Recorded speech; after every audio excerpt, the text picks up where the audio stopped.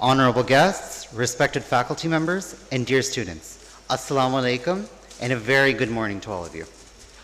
I, Omar Nadeem Shafi, and I, Marini Nam, feel immense pleasure in welcoming you all to the 8th Annual Neuroscience Conference, jointly organized by the Pakistan Society of Basic and Applied Neurosciences and Dow University of Health Sciences, Karachi, Pakistan.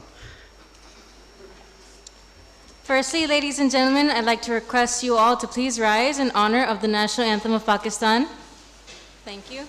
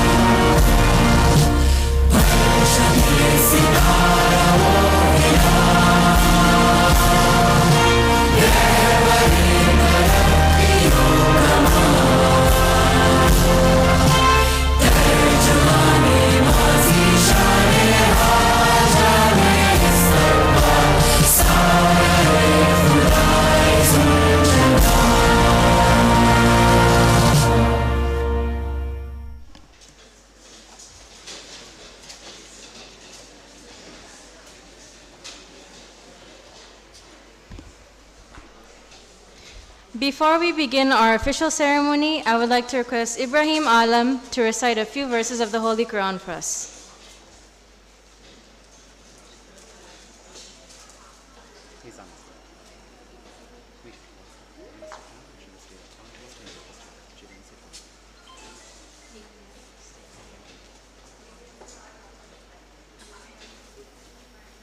Assalamu alaikum rahmatullah.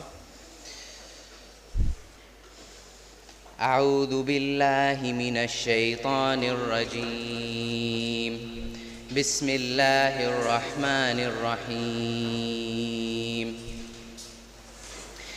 إن في خلق السماوات والأرض واختلاف الليل والنهار لآيات لأولي الألباب الذين يذكرون الله قياما وقعودا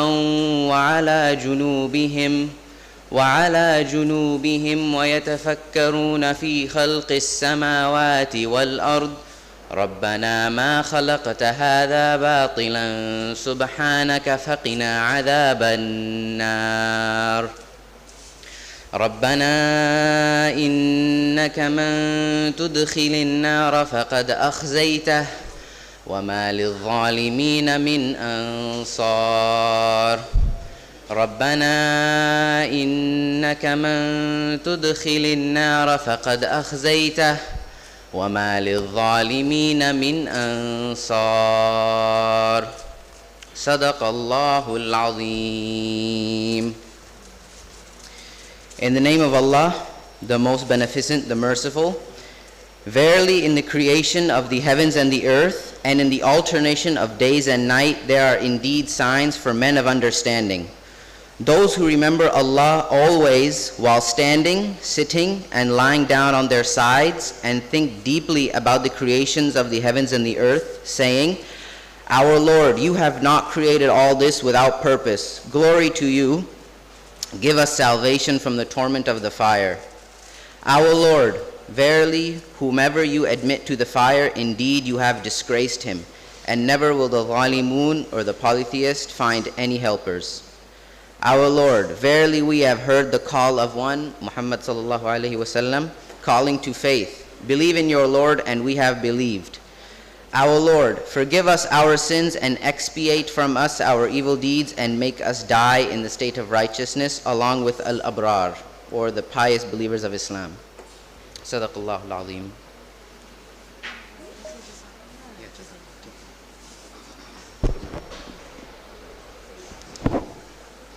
Jazakallah khair. It is my pleasure to invite Dr. Sonia Siddiqui, Associate Professor of the Department of Biochemistry at Dow University of Health Sciences and Chair of the 8th Annual Neuroscience Conference, to deliver her welcome speech.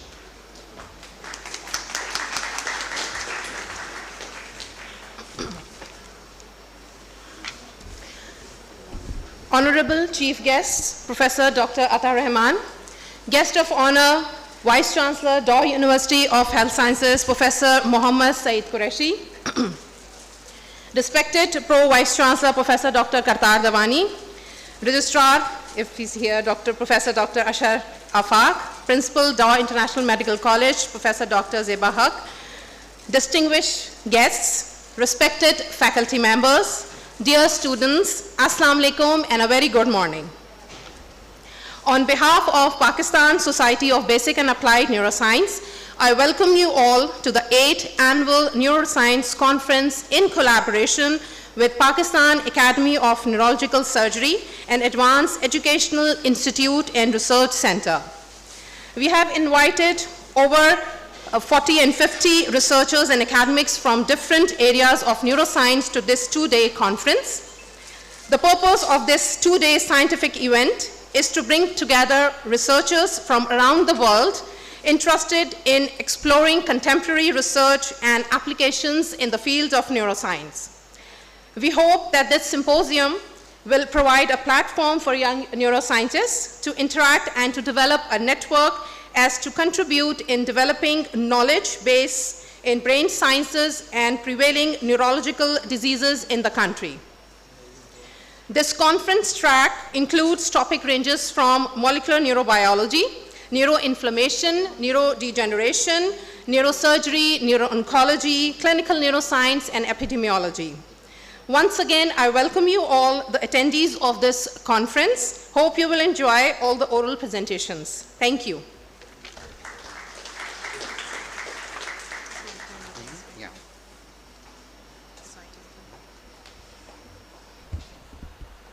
It gives me immense pleasure to invite to the stage Professor Dr. Athar Inam, Founding Chairman of the Pakistan Society of Basic and Applied Neuroscience and Chair of Neurosurgery at Aga Khan University and Hospital, Karachi. Please come onto the stage.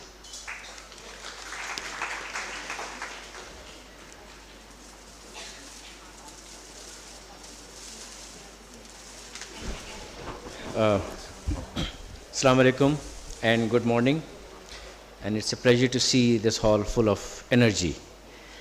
Our chief guest, Professor Atta Rahman, guest of honor, Professor Saeed Qureshi, and all other distinguished guests, keynote speaker. It's an honor that you have presented to us with your presence. I can't be happier about PASBAN, the Pakistan Society of Basic and Applied Neuroscience, than having a conference in an institution like this. So let me tell you about the history of PASBAN. In 2007, there were a few of us who got together. The executive committee members, including Dr. Sonia Siddiqui was there also, and Dr. Sadaf and Dr. Nikhat. And there was Professor Iqbal Chaudhry and Pirzada Qasim. All those people got together and made this society. We named the Society of Pakistan Society of Basic and Applied Neuroscience for one reason, because we did not want to exclude those clinicians who are actually using neuroscience in the field, and then besides those people who are involved in biomedical engineering and biotechnology.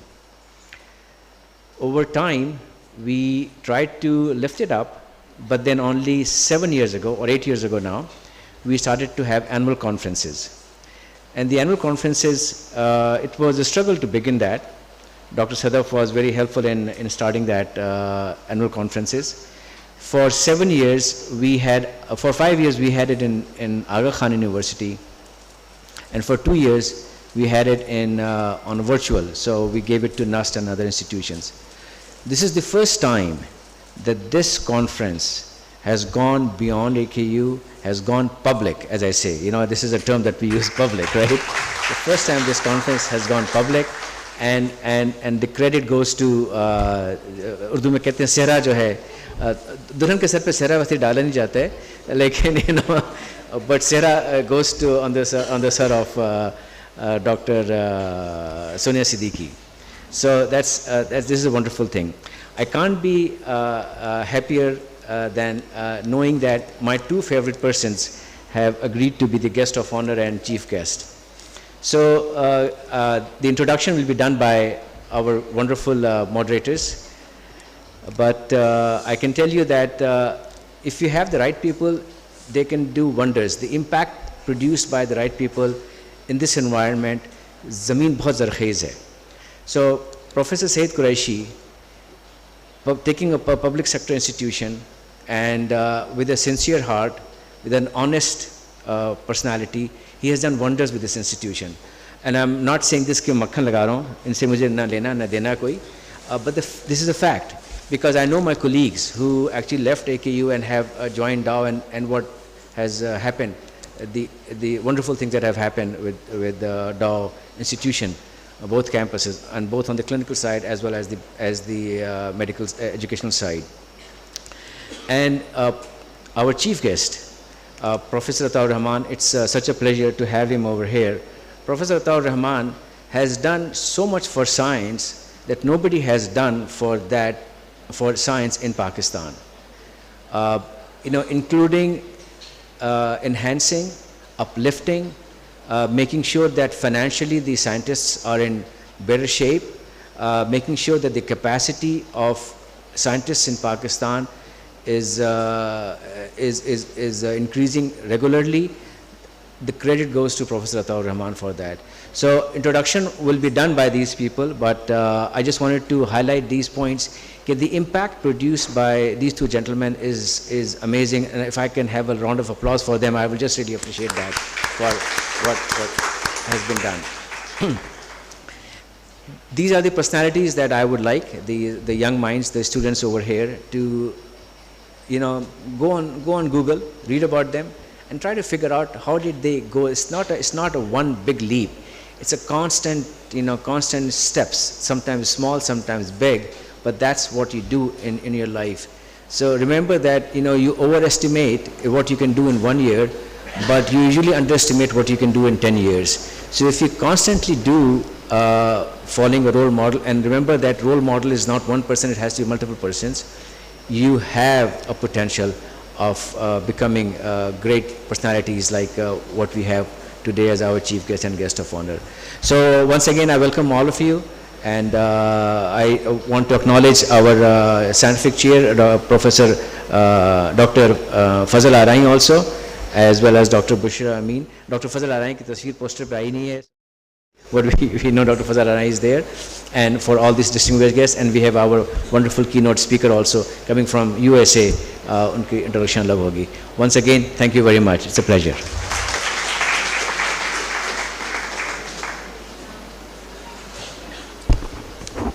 Ladies and gentlemen, I am extremely pleased to invite our guest of honor, Professor Dr. Mohammad Saeed Qureshi, Vice Chancellor of Dow University of Health Sciences. He is a meritorious professor of surgery. He served as a medical superintendent of Dr. Ruth K.M. Fowle Civil Hospital, which is a complex healthcare organization and the largest public sector hospital in Karachi.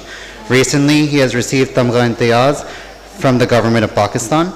He has ensured a high quality of care despite resource scarcity. Most notably, his improvement projects include a fully equipped and modernized gastrointestinal investigation unit, dealing with a full range of endoscopic procedures. His commitment to Dr. Ruth K.M. Fowle Hospital is an example of his commitment to the community and is recently reflected in the development of the Shaheed Benazir Bhutto Trauma and Accident Center. As a project of the government of Sindh, the center offers emergency services for which he has worked tirelessly to materialize. He has supervised 17 FCPS and MRCS students and has published more than 60 papers in international peer-reviewed journals. I kindly invite you, sir, to deliver your address. can keep it. Assalamu alaikum. Bismillahir Rahmanir Rahim. Professor Ataur Rahman, who's the chief guest, Dr. Athar Inam, an alumnus of this, well, not the university, but of Dow Medical College. He would be an alumnus of the Karachi University, actually. Dr. Sonia Siddiqui, who's the chief organizer of this meeting, and ladies and gentlemen. It is a great pleasure to welcome you all to the Dow University of Health Sciences for this 8th Neurosciences Conference, and I hope you have a valuable insight into neuroscience at the end of the day. The brain is a complex organ, but this governs all of our body functions, and any damage to it yields much more than is obvious. At the recent expo held in Dubai, I had the pleasure of visiting that, and at the Russian pavilion, the biggest exhibit was that of the brain and its extensions, I should say, the spinal cord and the nerves. And visually they presented an excellent model, an anatomical model, as well as using lasers and other electronic instrumentation, the pathways that work in the brain and what is the association between various parts of the brain.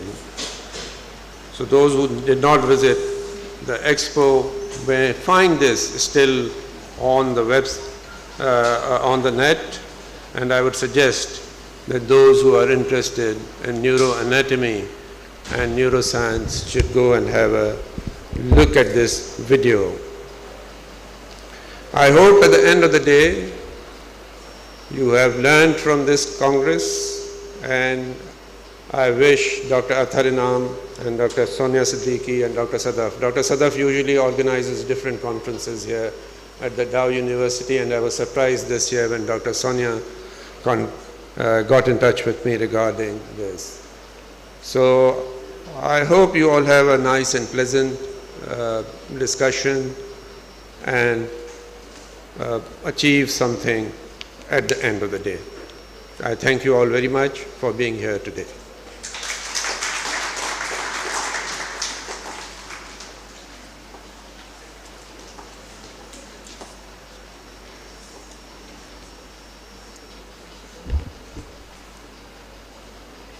I am truly honored by the presence of our chief guest, Professor Dr. Athar Rahman, that he has graced this occasion with his presence. Professor Athar Rahman has received many notable awards from the government of Pakistan, notably Tamga Imtiaz, Sitar Imtiaz, Hilal Imtiaz, as well as Nishan Imtiaz. He is also a Khwarizmi laureate and meritorious professor and a fellow of the Royal Society and a UNESCO laureate scientist specializing in organic chemistry. He has 1,108 international publications in several fields of organic chemistry, including 795 research publications, 83 international patents, 69 chapters in books, and 186 books published largely by major US and European presses. He has been conferred honorary doctorate degrees by many universities, including a degree of Doctorate of Science by Cambridge University, UK in 1987, an honorary degree of Doctor of Education by Coventry University, UK in 2007, and an honorary Doctor of Science degree by Bradford University in 2010, and an honorary PhD by Asian Institute of Technology in 2010, as well as an honorary doctorate degree from the King of Malaysia. For many years, he was the Federal Minister of Science and Technology, Federal Minister of Education, and Chairman of HEC with the status of Federal Minister from 2002 to 2008. In recognition of his global outstanding services to the development of science and technology, the largest university in Malaysia, University of Technology Mara, Malaysia, UITM, has established an institute entitled Athar Rahman Institute on Natural Product Discovery in 2013. And he also has an Athar Rahman Institute in JIK in NUS. I would like to also say that he currently serves as the co-chair of the UN Committee on Science and Technology and Innovation for UNESCAP. He is the president of Network of Academies of Science in Islamic Countries, and he is a foreign fellow of both the Korean Academy of Science and the Chinese Chemical Society. Professor Athar Rahman has also won the International Scientific Corporation Award by the Chinese Academy of Science. And last but not least, he is also Professor Emeritus Patron-in-Chief of the International Center for Chemical and Biological Sciences at the University of Karachi. I'd like to request Professor Dr. Athar Rahman to come up on stage and say a few words.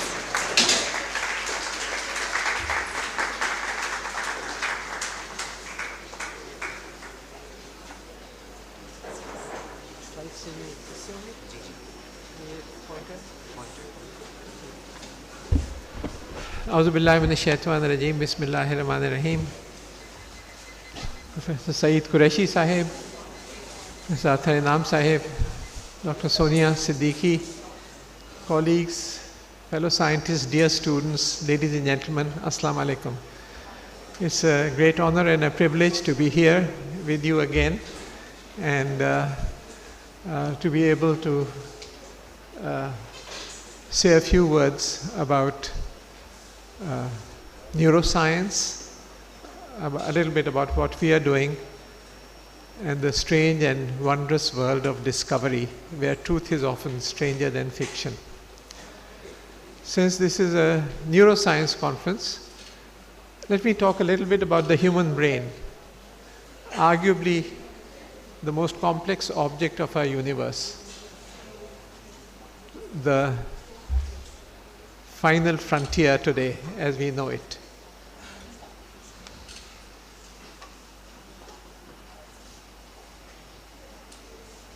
About 100 billion neurons, 100 Arab neurons, 100 se 150 Arab neurons, each talking to some 8 or 10,000 other neurons. So 100 billion times 10,000 synaptic connections.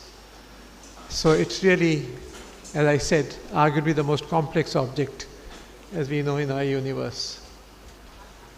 This is a functional MRI image of a brain, a person trying to solve a mathematical problem, and he's so putting his mind to work, and in functional MRI you can see certain areas of the brain light up.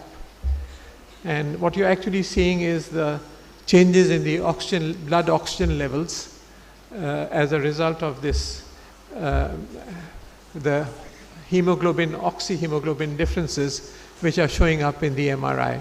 So MRI is one of the techniques that is used to study brain functioning and brain disorders. So for many years, for about the last quarter of a century, I have been thinking about what are thoughts made of? Are thoughts just abstract, or do they have a molecular basis? And surely they have a molecular basis. So when I look at an object and it immediately, instantaneously, excuse me, it instantaneously registers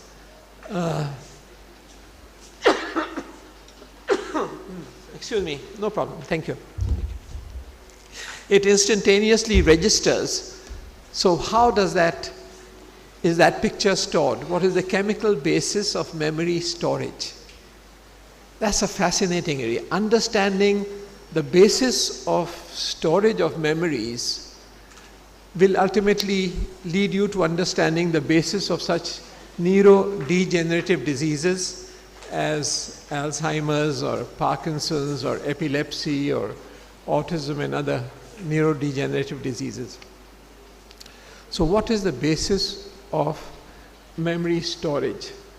So we proposed about 20 years ago that hydrogen bonding in glycoproteins is the fundamental basis of memory storage.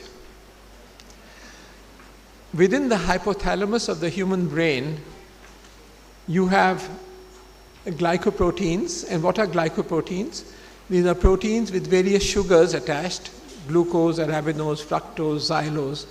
And if you look at those sugars, they are bristling with hydroxyl groups. So there is a layer of hydroxyl groups in these glycoproteins. So think of a velvet. जैसे मखमल होती है, मखमल के बारे में सोचें तो एक किस्म की कुदरती मखमल अल्लाह ताला ने बना रखी है, और मखमल के जो रेशे हैं वो यहाँ हाइड्रोक्सिल ग्रुप्स हैं, और मखमल पे आप एम्बॉस कर देते हैं पैटर्न्स। तो इस तरीके से जब किसी चीज़ को आप देखते हैं तो what I proposed then was कि ये एम्बॉसिंग प्रोसेस हो जाती है उस मखमल में through a process of hydrogen bonding. अच्छा, hydrogen bonding is fundamental in nature. DNA would not exist as a double helix were it not for hydrogen bonding between the various two strands of DNA. Water would not be water, it would be steam if there was no hydrogen bonding. So hydrogen bonding is fundamental in all molecular processes, in many natural processes. So we proposed a hydrogen bonding theory at that time, that it is hydrogen bonding in the glycoproteins which leads to pattern storage. And this involves hydrogen bonding between intramolecular hydrogen bonding between glycoproteins within the same chains, and intermolecular hydrogen bonding between different chains of glycoproteins and also with nucleic acids. So folded proteins are formed, and these patterns of folded proteins formed through hydrogen bonding may be the basis for memory storage and memory recall. And this took us to do various studies and experiments, which I will show you a little bit in a little bit of time.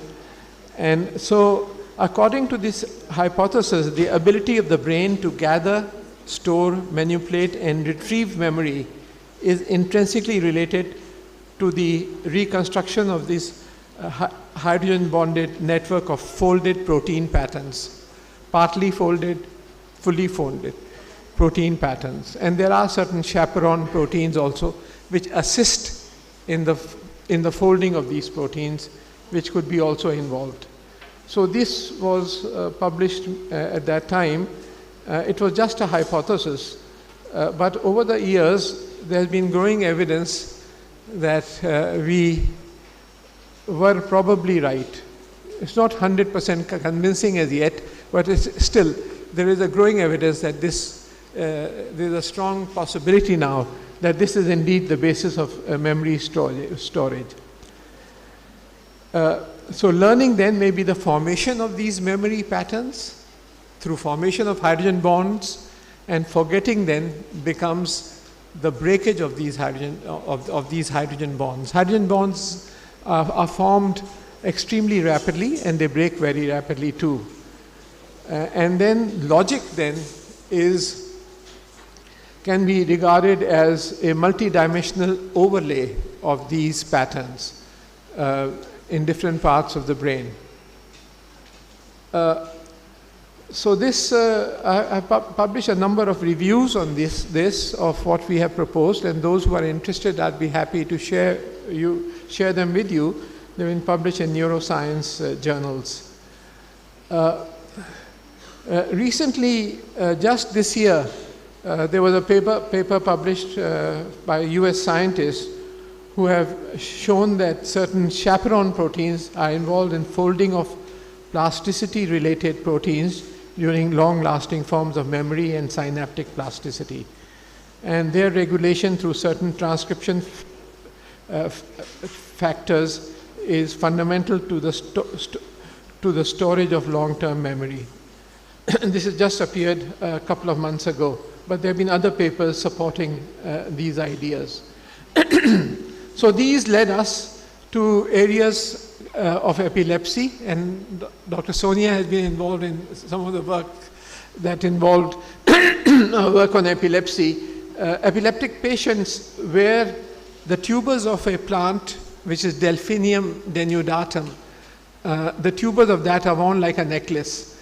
And my field of specialization is natural product chemistry, chemistry of natural materials. That's something that I have focused on besides NMR spectroscopy and other areas.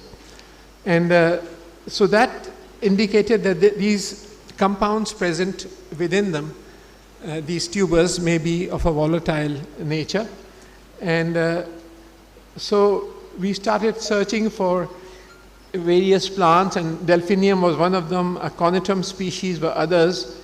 And to cut a 15-year story short, we performed certain bioassays. For epilepsy, one can look at both electrical and chemical assays. One can induce sustained repetitive firing through a patch clamp facility which we have in our institute, and one can then using plant extracts or anticonvulsant drugs see the diminishing of the ability of these neurons to fire spontaneously. And this is the patch clamp facility which we have, in which you excite individual neurons with very weak currents of about 10 to the minus 12th of an ampere, and then you can use, and then you can study the flow of ions such as sodium, potassium, calcium, or other ions in the cells. So using this technique and through a bioassay directed fractionation, we isolated the active compounds, which are these are excitation of neurons using these weak currents. So bioassay, we extracted the active compounds, which were isoxylatones. We synthesized libraries of these compounds, and we then studied that. We found that both these isolatones, the E and Z isomers, reduce the expression of the C-phos protein, which belongs to the family of immediate early gene transcription factors, and their expression is known to increase significantly during neural activation. So both of these reduced the expression of C-phos proteins, and they also significantly inhibited the expression of the brain-derived neurotrophic factor, BDNF, which is again, its levels are known to increase during epilepsy or during neuronal firing. And libraries of these were synthesized, and then these were patented in USA and other countries. Excuse me. Let me turn to, so neuroscience is a very fascinating area. I hope some of you students would go into this field. We are now working on Alzheimer's, on the clumps of proteins that are formed in Alzheimer's and Parkinson's disease, and again looking at some very interesting compounds. We have set up some animal models as well for looking at these diseases. So this is a fascinating area of science, understanding the basis of the thought process, understanding what may be going wrong in that process, either through accidents or through the process of aging, and this then leads on to finding remedies and cures for the various neurodegenerative diseases. So this is, as I said, one of the most exciting areas of science today, understanding the functioning of the human brain. And if you can understand the intrinsic chemistry that goes on, then that is will take you to new horizons of discovery of drugs, which can tackle the problems that are occurring therein. I will just now go on a little bit and tell you what we have tried to do in Pakistan in the higher education sector.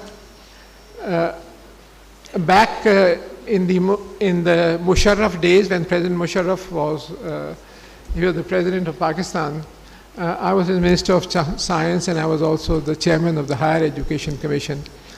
And we said, I convinced him that the way forward for Pakistan is to invest in our youth. The future of our country lies in our children. And it's only through education, through science, through technology, and through innovation and entrepreneurship, through linking scientific research with the process of socio-economic development, can we move forward. With 100 million plus below the age of 20, that's a huge pool of creativity that we have in this country. And so it's through investment in education. I was concerned with the higher education sector, so I tried to do whatever little I could. And I'll show you one slide. The impact of what we did is visible from that slide. If you look at this slide, this is Pakistan versus India in international publications per capita, per 10 million individuals. Green is Pakistan, red is India.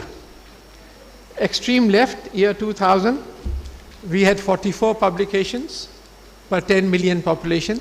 India had 172. And then we brought in all these reforms, including sending thousands of students abroad for PhD level studies in foreign universities, creating a digital library which provided free literature, about 25,000 journals and about 65,000 textbooks free of charge, through the PERN program, Pakistan Education Research Network, placed Pakistan's first satellite in space, ParkSat-1. Part of it was set aside for education, and virtual university was set up, introducing a new salary system, tenure track system, under which a professor's salary became some 4 times higher than the salary of a federal minister in the government, but with 6 international evaluations integrated, 2 at assistant professor level, 2 as associate professor, and 2 at full professor level. So you had to cross these 6 barriers in order to go up the ladder. And many other reforms. I don't have time to talk about that. But the impact of that was this remarkable change in which 2017 and 18, excuse me, we overtook India, and we are slightly ahead of India per capita. In actual numbers, we are still about 6 times behind because obviously of the size of India, etc. But on a per capita basis, we are now ahead of India. And there is no other country in the world which has shown such spectacular changes in the landscape of scientific research in Pakistan than Pakistan has done. And so there was a significant budgetary increase that were made by the government at the time through the Higher Education Commission, and this is what I just talked about. There have been a number of reports published, independent reports about the model that we created, which Nature, the world's leading science journal, has published 4 editorials. One of them was entitled The Paradox of Pakistan, this strange country where nothing seems to work properly, but still in the higher education sector it was full of praise of what happened here. And there have also been reports by the World Bank, USAID, and the British Council. And Professor Michael Rohde, the chairman of the United Nations Commission on Science, Technology and Development, he wrote that in no other country has the higher education sector seen such spectacular developments. Thomson Reuters is the world's leading ranking agency, and they compared Pakistan with Brazil, Russia, India, and China, BRIC countries. And they published a report on this, which was entitled Another Brick in the Wall, BRIC, Another Brick in the Wall. And they talked about that the rate of increase of highly cited papers, high quality papers from Pakistan, was far higher than any of the BRIC countries. So that's an article that is worth reading. So something good has happened, excuse me, in the country.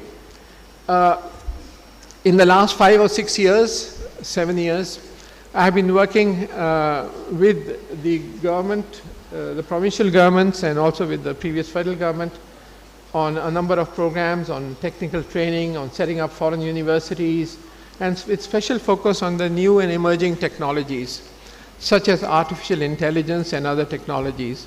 So a Center for Artificial Intelligence in health sciences and in agricultural sciences and other fields a network of these are being set up across the country. New universities have been established. I have been fortunate to receive the highest awards from both Austria and China. So I managed to persuade the Chinese and the Austrians to come to Pakistan. And the Pakistan-Austrian Fachhochschule is, to my knowledge, the first university in the world where 8 foreign universities will be offering their degrees. So each of these foreign universities will be godfathering one particular department. So each one of these universities is developing, training the faculty, controlling the quality, and also will eventually be giving their degrees.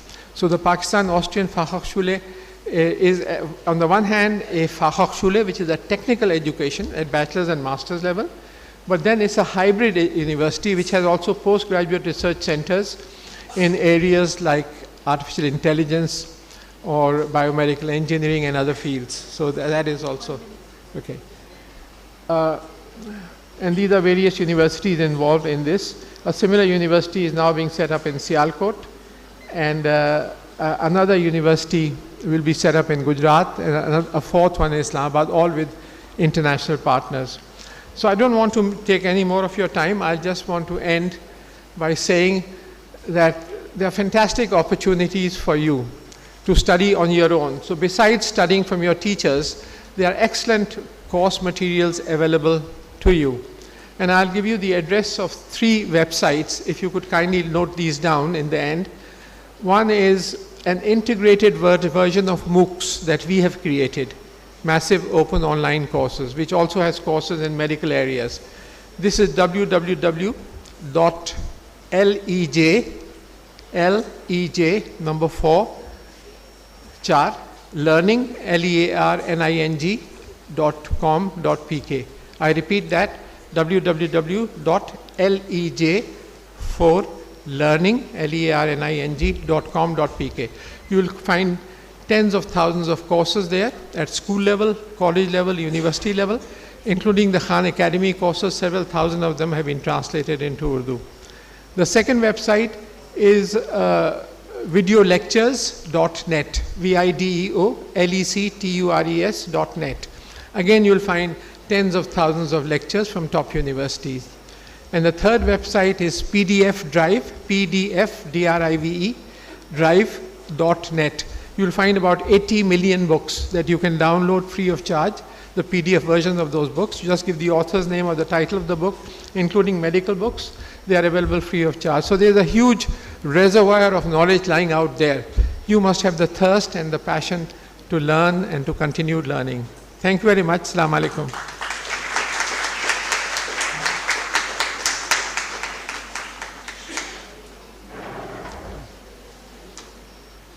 Thank you so much for that. I'm delighted to invite our keynote speaker, Dr. Shan Siddiqui, who has come to Pakistan to attend this conference. Thank you for gracing us with your presence on this occasion. Dr. Siddiqui is an assistant professor of psychiatry at Harvard Medical School, a neuropsychiatrist at Brigham and Women Hospital, and a director of psychiatric neuromodulation research for the Center of Brain Circuit Therapeutics. Dr. Siddiqui's research is focused on causal mapping of human brain function and dysfunction. Using techniques such as functional connectivity MRI, Dr. Siddiqui maps brain circuits to link neural lesions and brain stimulation sites that can modify different psychiatric symptoms. These circuits can then be targeted with treatments such as transcranial magnetic stimulation and deep brain stimulation to alleviate symptoms of psychiatric disorders. His work has been recognized with multiple awards for the Brain and Behavior Research Foundation, the American Neuropsychiatric Association, the American College of Neuropsychopharmacological, and Harvard Medical School, and many other institutions.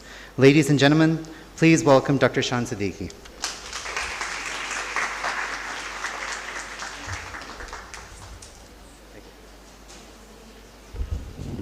Thank you for the invitation. It's great to be here. This is the first time I've had a chance to give a talk in Pakistan, and I know the first thing everybody is wondering is, did I intentionally choose to match my shirt and tie to the logo here?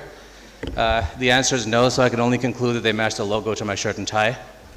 So again, my name is Dr. Shan Siddiqui once again. I'm a neuropsychiatrist in Boston, and I do brain circuit therapeutics at a place called Brigham and Women's Hospital Center for Brain Circuit Therapeutics.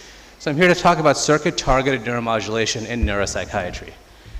And it's conventional in the US to first list all of your financial conflicts of interest before you start a talk, so this is where all the funding comes from. I do a bunch of commercial consulting and things like that.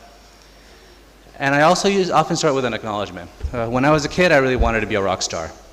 Picked up a guitar, I said, you know what, I was growing up in the US, so I was exposed to American rock, a little bit of British rock, and I said, I think we can do better than this. But then my cousin Saad introduced me to Pakistani rock, which I had never seen, and I said, oh, well, I can't beat this. They did something that I can't do, right? They'd taken the best of America and the best of Pakistan and put it together into one. So I gave up on being a rock star and decided to become a neuroscientist instead. And of course, as a psychiatrist, I think a lot about the burden of depression. You may or may not know, depression is ranked by the WHO as the world's #1 cause of disability, and anxiety is number 6. There's about 20% of people meet criteria for depression at some point in their life, about 60 million in the US alone. And about 30% of people fail to respond to aggressive treatment with multiple medications and things like that. And about 50% of those people who fail to respond to everything will respond to treatment with something called TMS, or transcranial magnetic stimulation, which I'm going to tell you a little bit more about later. The annual economic burden of treatment-resistant depression just in the US is estimated at $326 billion. It's an expensive disease, so it's worth investing in. And interestingly, a survey in 2016 showed that 37% of Pakistani physicians believe that depression was caused by either jinn possession, punishment from God, or black magic. 37% of physicians, this was in Lahore, by the way, this wasn't in some small town. So that there's a reason why people believe this is because there hasn't been enough scientific study and it hasn't been publicized enough. Now, brain circuit therapeutics for depression has existed for a long time. The idea that depression maps to a circuit has existed at least since 1937, when James Papes mapped something called what they called then the Papes circuit for emotion. We now call it the limbic system. It actually dates long before this. Ibn Sina, 1,000 years before this, believed that depression was a biological illness, but he hadn't proven it yet. In the these slides aren't showing up properly. In the 1950s and 1960s, Jeffrey Knight and Thomas Ballantyne in Boston and the UK started disrupting this circuit surgically using anterior cingulotomy and subcaudate tractotomy, and it worked. People still do this sometimes. It's an effective treatment. But we don't use it very often because, of course, we don't want to break a hole in somebody's brain if we don't have to. But in the 1980s, Robert Robinson noticed that lesions to the left dorsolateral prefrontal cortex actually cause depression. So lesions to the limbic system can treat depression, and lesions to the prefrontal cortex can cause depression. And going into the 1990s, a lot of people found the same thing using functional neuroimaging. Depression was associated with decreased activity in the prefrontal cortex and increase in the limbic system. So in the 90s, later, a group of neurologists at the National Institutes of Health in the US started treating depression using transcranial magnetic stimulation, or TMS, to the prefrontal cortex. And it worked. It's now an FDA-approved treatment. And around 2005, Helen Mayberg did the same thing with deep brain stimulation, which is a surgical implant that allows you to focally stimulate specific brain regions. So clearly it's a circuit, there's an anatomy to it, and that's an anatomy that can be modulated. So let me talk a little bit about this technique, which I'm going to be discussing a lot, transcranial magnetic stimulation. It uses electromagnetic induction to activate specific spots in the brain with a radius of about 1 centimeter. We can take these stimulation sites and propagate the effects to a distributed brain circuit also. It's probably not just one spot. It propagates to a sort of a multifocal circuit like Dr. Athar Rahman was just talking about. Brain is organized in circuits. Clinical TMS protocols can actually induce long-lasting changes, and these usually require about 30 treatments over 6 weeks, but we're getting better at this, and I'll talk a little more about how we're getting better at it. But in the clinic, the way circuit-targeted TMS is often used is as a treatment. We think of it as a treatment, but I often tell people it's not just a treatment, it's a technique that's often used to deliver treatment. I often liken it to psychiatric laparoscopy. You can use it to modulate anything in the brain if you know the right spot to target. Now, different targets and coils with TMS are FDA cleared now, for all sorts of things: major depression since 2008, migraine with aura since 2013, OCD since 2018, and nicotine use disorder since 2020. All these things are in ready use now in the US. The most common use is major depression. So I'm going to talk a little more about uses for major depression, but this is the most recent FDA indication that was just approved last month with a whole new TMS protocol, which they call the SAINT protocol. It had two key optimizations. Number one was dosing. I told you we were giving 30 treatments over 6 weeks. They decided, you know what, let's give 50 treatments in 5 days, 10 treatments per day. And they were able to achieve 70-80% remission rates in 5 days in multiple trials now, something we'd never seen before in major depression. So first of all, rapid remission in 5 days with the dosing pattern. The second optimization was the target, finding the right target for a major depressive disorder. Now, this was specifically for major depression. They said, let's find the right target for the right patient. But this is just the tip of the iceberg. This is just the first target that we have. If we can find the right target for the right thing, we can treat a lot of different disorders using this. So it becomes a question of targeting. Right now, TMS targeting is very imprecise. This is how we do it. We use scalp landmarks with a tape measure. So we apply stimulation to the motor cortex, stimulate your thumb to twitch, then we literally pull out a tape measure, go 5 or 6 centimeters in front of that. So I'm going to say that again. At Harvard Medical School in the United States, we're targeting electromagnetic brain stimulation using the same technology that my tailor uses to measure my pants. So we should be able to do better than this, right? The problem is this was done for a reason, right? We based it on the locations of lesions that cause depression, and it works. 40-50% of people get better. But the same landmarks have since been used for all sorts of other things: PTSD, generalized anxiety, addiction, all sorts of things, which doesn't make a lot of sense. Why are we treating addiction based on the locations of lesions that cause depression? We have the ability to be very precise. We can use stereotactic neuronavigation to apply stimulation to very specific spots in the brain, but all the precision in the world is useless if we don't know the right spot to target. So we need a reliable framework to start translating lesions to TMS and DBS targets for different disorders. In our lab, we do this using data science. We're starting to translate this into clinical trials now. So how do we find this right spot? Traditionally, lesions have been used to study causes of neuropsychiatric symptoms. Any neurologist can tell you that, let's say if you have 3 different strokes that cause the same symptom, you look to see where the strokes intersect and you say that's the spot. That must be where that symptom comes from. That works for things like motor function, speech, other things like that, but often in reality it's more complicated when we're talking about more complex behaviors like mental illnesses. You might have 6 different lesions that are different spots. Some of them overlap, some of them don't. And you might look at this and say, maybe the lesion's related to the symptom, maybe it's not, maybe it's just a coincidence, maybe just stroke just causes depression no matter where the stroke is. And that's been the way that people have been thinking about it for a long time. But we now have this tool called the human connectome, which allows us to look at the connectivity of any different brain region. We can do this at the single neuron level, like we were hearing about with patch clamp recordings from Dr. Ataur Rahman, but we can also do this at the larger scale level using functional MRI, structural MRI, and things like this. So we can find specific connectivity patterns and find that different lesions are often connected to the same thing when they cause the same syndrome, or to the same network using fMRI. And so we say these things actually do have something in common. All these different lesions to different spots that cause the same syndrome might actually overlap in the same spot. So can we now say that that's a cause? The argument is, how do you define causality in the human brain? Another thing that goes back to Ibn Sina, a debate that's been going back for at least 1,000 years. How do you define causality in the body?